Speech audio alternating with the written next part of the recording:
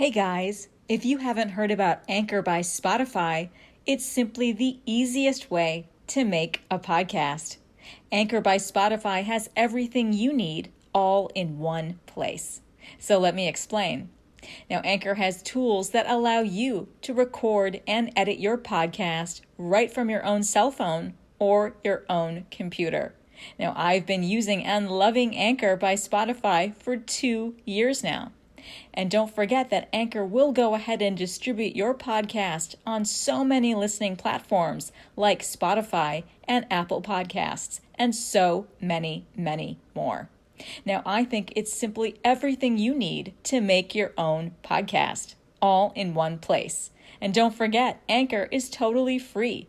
So why don't you go ahead and download the Anchor app or go to anchor.fm to get started. I can't wait to hear all of your podcasts.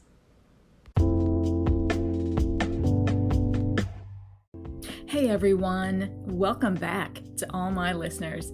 Now I hope you're all having a great day so far. I know I am. And if it's your first time finding me, thanks so much and welcome. Come on in, you guys. This is episode number 13 of season 7.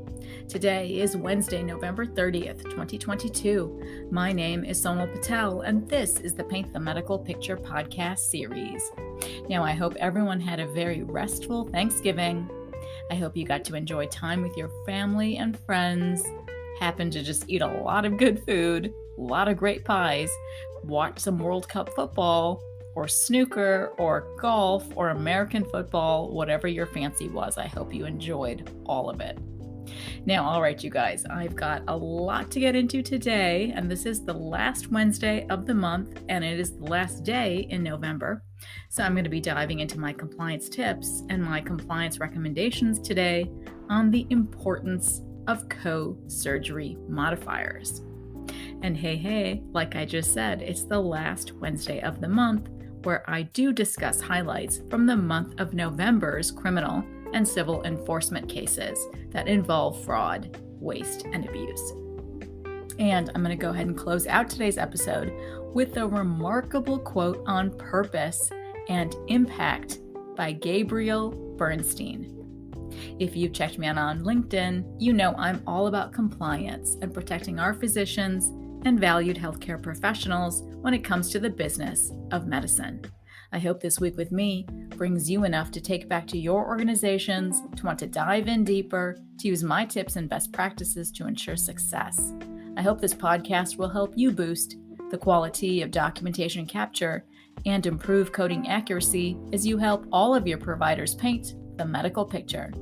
If you like what you're hearing, please go ahead and hit that subscribe button now so you don't miss another episode. Please write in a review and kindly drop me a 5-star rating on Apple Podcasts or wherever you listen to my podcast. I'd really love your support.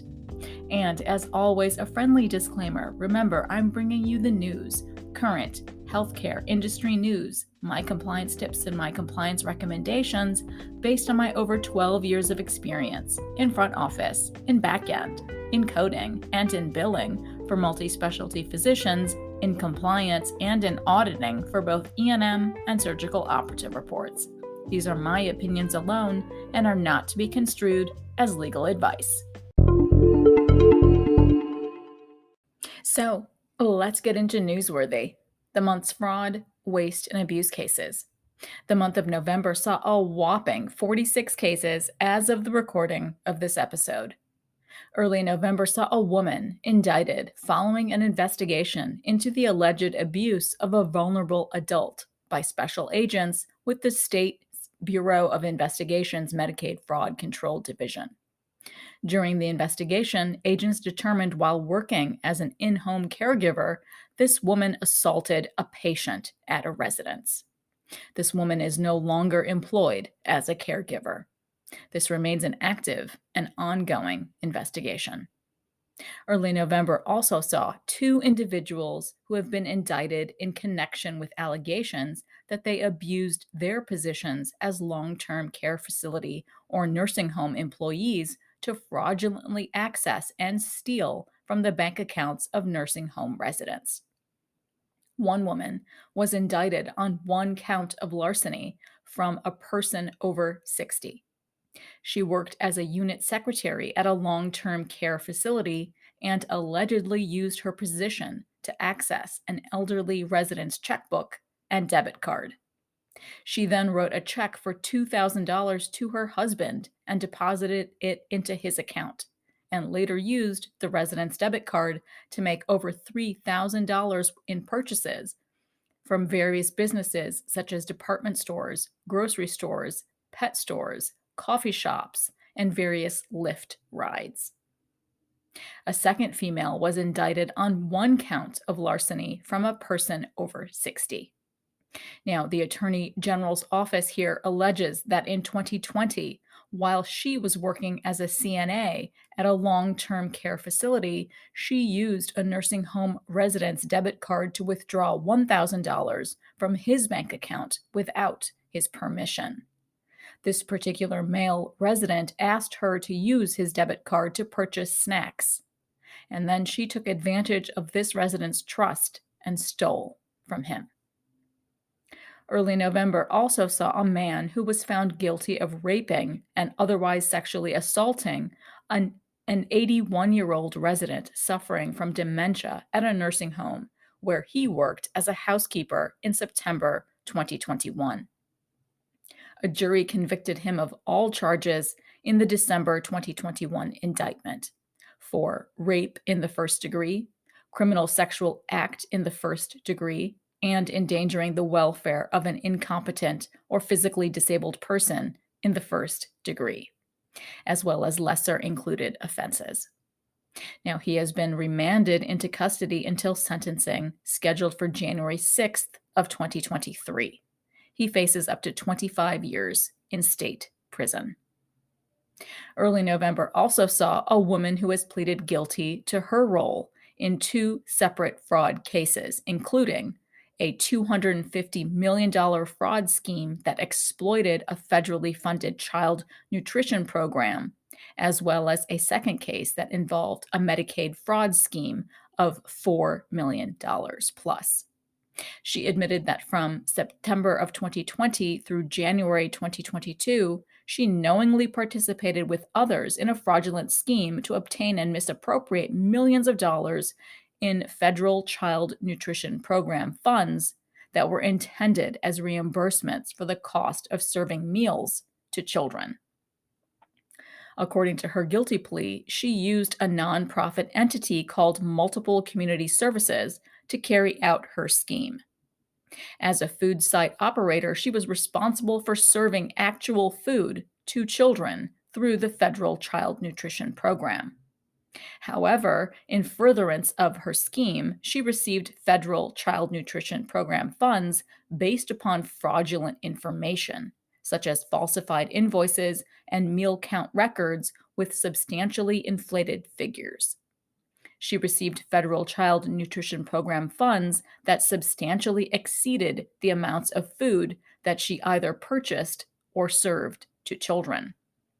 According to her guilty plea, one of her multiple community services sites fraudulently claimed to have served more than 1.5 million meals to children from January 2021 through April 2021, which amounts to approximately 12,600 meals to children daily. In reality, her operations at that location served a fraction of the meal amounts claimed. Also, despite her claims, the purported food vendor for her location, in fact, did not provide food during the time period claimed. In addition, none of the names on the attendance rosters submitted for another food site location matched the names of actual children enrolled in the school district at that service location. In total, she fraudulently claimed over $11 million in federal child nutrition program funds, of which the State Department of Education paid out over $9 million. She also pleaded guilty in a separate case to one count of conspiracy to commit wire fraud. According to court documents from April 2015 through July of 2016, she worked as an interpreter for two interpretation services companies. Both companies were approved providers that billed services to the state's Medicaid program. In this role, she conspired with mental health practitioners to sign billing forms for mental health and related interpretation services that were not provided. Her fraudulent claims caused just under $100,000 worth of loss to the state's Medicaid program as part of the broader $4 million in schemes to defraud executed by the interpreter's entity as well as their associated interpreters. Now, mid November saw another State Bureau of Investigation's Medicaid Fraud Control Division, along with other agencies, that resulted in the arrest of a man charged with the alleged abuse and neglect of elderly patients. In January, at the referral of Adult Protective Services, agents joined that agency as well as the Department of Health in investigating a complaint that residents at an assisted living facility were being abused and or neglected. During the course of this investigation, agents developed information that identified this man, a licensed practical nurse, at that facility, as well as the individual responsible for the alleged abuse and neglect of those residents. This investigation also revealed that from December of 2021 through August of 2022, he failed on multiple occasions to document incidents and failed to seek proper treatment for the individuals involved.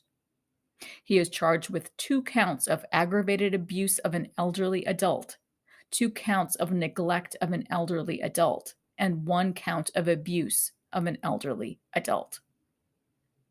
Now, late November saw a man who pleaded guilty to charges of first-degree assault, second-degree assault, and obtaining a controlled drug by deceit. This man was formerly employed at a family services facility, and between July 3rd of 2020 and December 22nd of 2020, he allegedly stole medications that had been prescribed to the residents, some of whom were children under the age of 13. He then replaced the stolen medication with unknown substances that he colored with marker pens to make the unknown substances appear to be the children's medications. 2 of the children experienced severe behavioral changes as a reaction to having their prescriptions tampered with. First-degree assault is a Class A felony that carries a maximum term of 7.5 to 15 years in the state's prison. Second-degree assault and obtaining a controlled drug by deceit are Class B felonies that carry each a maximum penalty of 3.5 years to 7 years in the state's prison. When committed against a person under the age of 13, a conviction on any felony assault may subject the offender to an extended term of imprisonment of 10 to 30 years in the state's prison. Now, of course, there were also many, many of the other usual suspects, like more opioids distributors, overprescribing, kickbacks, bribery schemes, and money laundering. But I wanted to pay particular attention to a case involving my very favorite P-STIM devices. I must have talked about this device, this type of device, on at least 5 prior segments. Here, a judgment was made against a man and his compliance company for over $15 million for violations of the False Claims Act. Now, this judgment is the latest action in the national investigation into the scheme of improper billing involving P-STIM electroacupuncture devices. P-STIM is also branded as, among others, ANSI-STIM, Styvax, NeuroStim, and NSS2 Bridge. Federal healthcare programs do not reimburse for P-STIM devices, whether they are characterized as an electroacupuncture device or as an implantable neurostimulator. As alleged in the complaint, this man, who was a chiropractor, along with his own compliance company, falsely promoted auricular electroacupuncture devices as reimbursable by Medicare and other federal insurers, and as approved by the Food and Drug Administration, the FDA. Now, he promoted himself to other providers as a medical reimbursement consultant and his company as a compliance consulting firm. As a result, various marketers and distributors of P-STIM devices paid him a monthly fee to provide coding recommendations to customers. Certain providers also paid him directly for coding guidance. Beginning in the year 2014, he promoted P-STIM devices as being reimbursable by Medicare and other federal healthcare programs and provided instructions on what codes to bill. Those codes generating a high amount of reimbursement, however, were meant for legitimate surgically implanted neurostimulators to manage chronic pain. P-STIM, on the other hand, could be applied in a few minutes in an office setting without anesthesia and by someone with minimal training. During this time, it was said that this man and his company had knowledge that the P-STIM devices were not reimbursable by federal healthcare programs, but continued to promote the non-surgical devices anyway.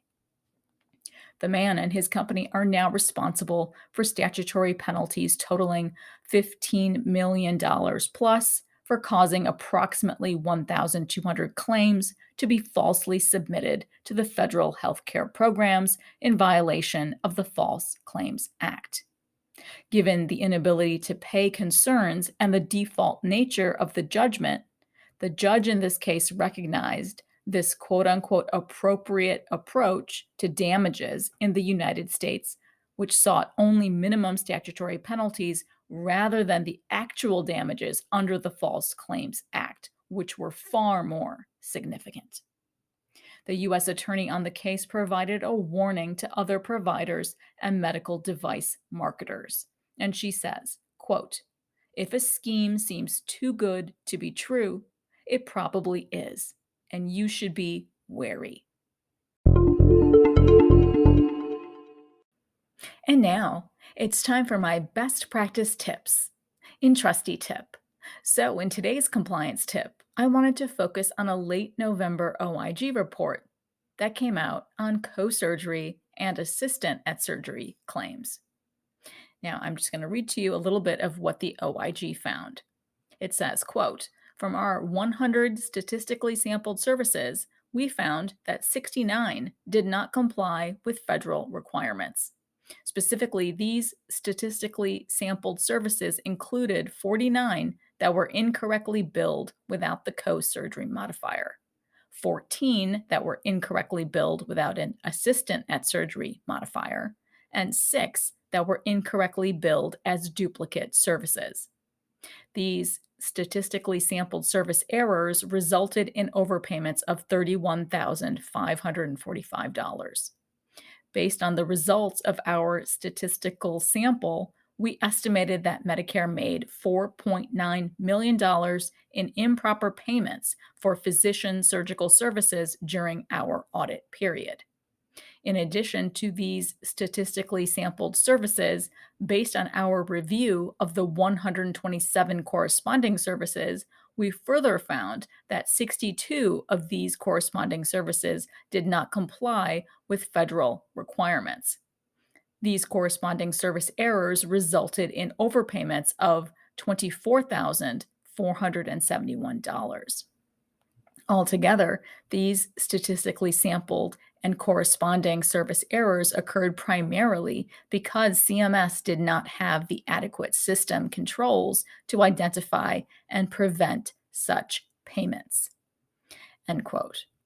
So this report was very clear in their findings right there that they do place some of the burden on CMS, and they did not have enough adequate system controls or internal edits at play to help prevent these types of overpayments. All right, so let's move on. And the report uncovers what the OIG recommends as well as what CMS's comments are. Now, they recommend 4 things here that I'm going to go over. It says, quote, "We recommend that CMS number one recover the portion of the $56,000 in Medicare Part B overpayments that are within the 4-year claim reopening period. Number two, instruct the Medicare contractors to, based upon the results of this audit, notify appropriate providers, i.e., those for whom CMS determines this audit constitutes credible information of potential overpayments, so that those providers can exercise reasonable diligence to identify, report, and return any overpayments in accordance with the 60-day rule, and identify any of those returned overpayments as having been made in accordance with this recommendation." And number three, to strengthen its system controls to detect and prevent improper payments to providers for incorrectly billed co-surgery services, assistant at surgery services, and duplicate services, which could have saved approximately $4.9 million during our audit period. And finally, fourth, to update Medicare requirements and corresponding educational material to improve providers' understanding of the Part B billing requirements for co-surgery procedures. Now, the report goes on and talks about, in written comments on our draft report, CMS concurred. CMS agreed with our recommendations and described actions that it planned to take to address our recommendations, such as strengthening its system controls to detect and prevent improper payments to providers for incorrectly billed co-surgery services, assistant at surgery services, and duplicate services, end quote. So that is just a snippet of the roughly 29-page report that I reviewed before I wanted to include some of these facts in this Trusty Tip segment, which I thought was really quite necessary, because it was clear to me as I read the examples of the services that, yeah, there is a greater need for our coders to understand how to append the modifiers correctly. So what does all that mean, right? So that section that I read to you, what does all that mean? What's missing on these claims? What's missing on these billed Part B claims? Those are the modifiers, right, that are missing. The modifiers were not included. So let's remember that Medicare Part B has billing requirements for co-surgery services. So let's be mindful that when two physicians together perform a surgical procedure on the same patient during the same operative session, Medicare considers this procedure a co-surgery. Now, co-surgery may be medically necessary due to the complexity of a surgical procedure or the patient's condition that requires the skills of two physicians. Under Medicare Part B, the Medicare Physician Fee Schedule allows physicians' surgical services to be billed as co-surgeries, provided that the procedure code has a co-surgery indicator of 1 or 2, and that the use of two physicians was medically necessary. Now, when billing for co-surgery procedures, each physician must append a 62 modifier, that's the co-surgery modifier, to the respective surgical service.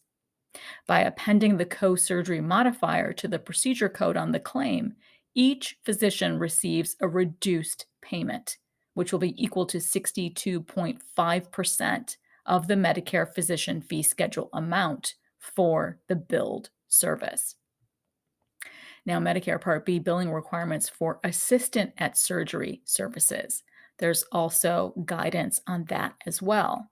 So we have to be mindful that when a provider supports a primary physician in charge of performing a procedure as a surgical assistant, Medicare considers this procedure to have had an assistant at surgery. So again, there are still two people operating on the patient. There are two people in that OR. One of them is the physician, and the other person is the assistant at surgery. Now, under Medicare Part B, the Medicare Physician Fee Schedule allows physicians' surgical services to be billed as assistant at surgeries, provided that the procedure code has an assistant at surgery indicator of 0 or 2, and that the use of an assistant at surgery was medically necessary. When billing for assistant at surgery services, the provider must append the appropriate assistant at surgery modifier to the respective procedure code. By appending an assistant at surgery modifier to the procedure code on the claim, the provider receives a reduced payment equal to 16% of the established Medicare physician fee schedule amount for the billed surgical service. Now, again, we need to be mindful that our assistant at surgery modifiers can be the modifier 80, 81, or 82, which is appended on the procedure where the assistant surgeon performing the work is a physician, or the modifier AS, A as in apple, S as in Sam, where the assistant surgeon performing the work is a physician assistant or a nurse practitioner or a clinical nurse specialist. So I'm not going to spend too much time here, right, on the facts that I outlined earlier from the OIG report that CMS did not have adequate system controls, which means their common working file system edits weren't working properly, right, to detect and prevent the improper payments in cases in which providers, number one, did not append the required co-surgery modifier, number two, did not append the required assistant at surgery modifier, or number three, that CMS received duplicate payments for the same procedure. So that's all I'm going to say about that. I would rather spend my time talking about the modifiers, right? And what happened. Why did these particular claims not get coded with those modifiers? So the facts remain, though, right, that when we are coding for our specialty surgeons, we must be mindful of these complex types of surgeries that require the skill of two people in the OR, right? Those two surgeons. For both the surgeons to actually be reimbursed appropriately, we have to understand how to use the proper and compliant use of the modifiers 62 for the co-surgeons, right? The modifiers 80 or 81 or 82 for the assistant at surgeries who are physicians, as well as the modifier A as in apple, S as in Sam, if that particular assistant at surgery happens to be a physician assistant or a nurse practitioner. So we have to understand where to find that information. You can find all of those indicators on the Medicare physician fee schedule file on the CMS webpage. So as we're coding our claims, we should be having a separate tab open on our computer or using a separate monitor on our computer that's open to that particular website. And you can type up whatever procedure code the surgeon is performing and look at that indicator code. Is that indicator code of a 0 or 2 actually identified on the Medicare webpage? And if so, then you absolutely can append the modifier AS, A as in apple, S as in Sam, to that particular surgical procedure code for that physician assistant claim. So those, I hope, are some really good tips for you to use as you move forward and try and send out claims properly coded and then billed for your specialty surgeons. So a better, smarter approach is definitely one that's proactive and starts by painting a clear, rich, and vibrant medical picture the first time, so your certified medical coder can then abstract codes with accuracy. And finally, I focus Season 7 Spark on purpose and impact. I want this 7th season Spark to be filled with our world's thought leaders, writers, artists, philosophers, everyone who inspires the need for purpose and impact in all we strive to do. So, in this week's inspiring quote, in Spark, is from the best-selling author and self-proclaimed spirit junkie, Gabrielle Bernstein. Allow your passion to become your purpose, and it will one day become your profession. Absolutely true, right? I think this is an amazing quote that reminds us that we should hold on to our passions at any age we find them. I think this quote reminds us that our first passion does not need to be our only passion. I think this quote reminds us that in today's times, we may take on another passion. I think this quote inspires us to use that passion for something greater. This passion can indeed serve as our life's purpose. And it is with this purpose that we can leave our legacy of impact behind. I am happy Gabrielle Bernstein's spark still shines on in all of us today. So that wraps up today's episode. And as always, I appreciate you all diving into today with me. If you want more information from me, please go ahead and follow me on LinkedIn. I'll leave links to everything in the show notes below. All right, so in my final note today, I am looking forward to some new ventures in 2023.